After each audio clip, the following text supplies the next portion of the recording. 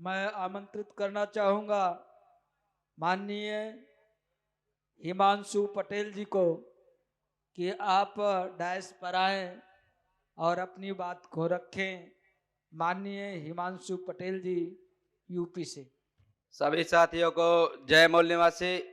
साथियों, आज का जो विषय है, प्रधानमंत्री द्वारा 10 लाख नौकरियों की घोषणा करना, नौकरियां न देना।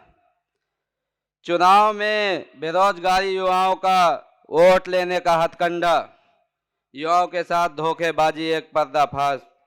साथियों, दूसरा विषय बहुजन स्टूडेंट फॉर इक्वालिटी, समाज में स्थापित करने का युवाओं एवं विद्यार्थियों की भूमिका, एक गंभीर विश्लेषण। साथियों, हमारे बहुजन युवाओं के साथ ये कांग्रेस बीजेपी सरकार, साथियों आप लगातार देख रहे हैं, कांग्रेस 1991 से 2014 तक साथियों 43% बेरोजगारी फैलाई। साथियों, बहुत बड़ी समस्याएं। और साथियों, ये मोदी सरकार जो 2014 से 2022 तक साथियों 75% युवाओं को बेरोजगारी का अभाव मिला। साथियों, इतने ज्यादा से ज्यादा बेरोजगारी फैला रही। साथियों, ये ब्राह्मणवादी सरकारें हम बहुजनों को, साथियों इतनी ज्यादा समस्याएं आप लगातार देख रहे हैं। साथियों, ये बीजेपी सरकार झांसा दिया हम लोगों को वोट लेने का, 10 लाख नौकरियां देने का। साथियों, झांसा देकर हम बहुजनों का वोट लिया।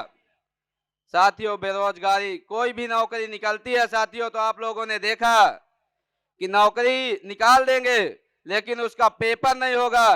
पेपर हो भी गया साथियों तो हाई कोर्ट, सुप्रीम कोर्ट जाता है मामला, और सुप्रीम कोर्ट, हाई कोर्ट में वही जजेस बैठे हैं ब्राह्मणों के। साथियों, वही मामला आता है, नहीं दी जाती हमारे समाज के नौकरियां, और बिना पेपर दिए 314 IAS साथियों ये ब्राह्मणों के बने। इन ब्राह्मणों को बिना पेपर दिए नौकरी मिल रही है, क्योंकि साथियों लगातार 75 वर्ष से इन्हीं ब्राह्मणों की सरकार चली आ रही है। हम बहुजनों के बच्चों को समझना चाहिए, सही प्लेटफॉर्म में लाना चाहिए और सोचना चाहिए कि जब से देश आजाद हुआ साथियों कितनी समस्याएं साथियों हमारे साथ ये सब धोखाधड़ी कर रही हैं। बाबा साहब ने कहा था शिक्षा वो शेरनी का दूध है जो पिएगा वही दहाड़ेगा, लेकिन साथियों आप लोग देख रहे हैं ये मनवादी सरकारें नई शिक्षा नीति लाए कि हम बहुजनों को शिक्षा ही ना मिले। जब शिक्षा ही नहीं रहेगी साथियों तो हम लोग पढ़ेंगे नहीं, जब पढ़ेंगे नहीं तो नौकरी कैसे मांगेंगे साथियों, लड़ाई कैसे करेंगे कि हम लोगों को नौकरी चाहिए। ये साथियों इनकी नीति है। इस नीति से लड़ने के लिए बहुजन स्टूडेंट फेडरेशन फॉर इक्वालिटी जो संगठन है, ये लड़ाई लगातार साथियों लड़ेगा। साथियों, आप लोग लगातार जो विद्यार्थियों के अत्याचार हो रहा है, इलाहाबाद यूनिवर्सिटी में देखिए साथियों कितने विद्यार्थी मारे गए, लेकिन साथियों ये सरकार कुछ भी नहीं किया। इसकी लड़ाई साथियों बहुजन फॉर इक्वालिटी संगठन लड़ेगा।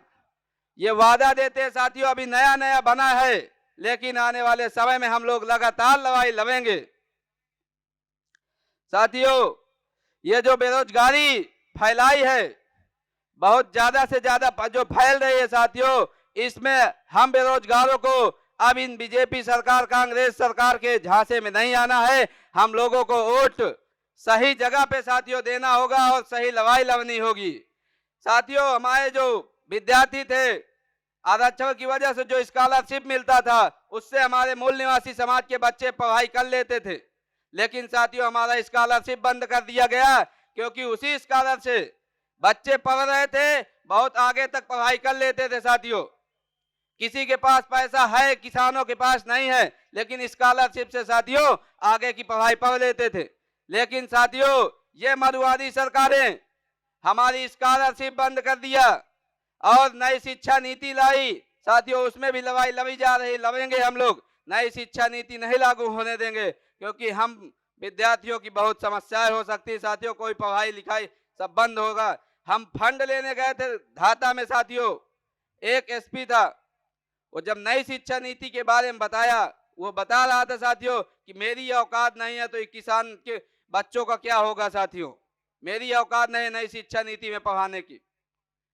इतनी खतरनाक है साथियों। साथियों ज्यादा समय ना लेते हुए मैं बस इतनी बार अपनी आखिरी बात कहकर समाप्त करूंगा।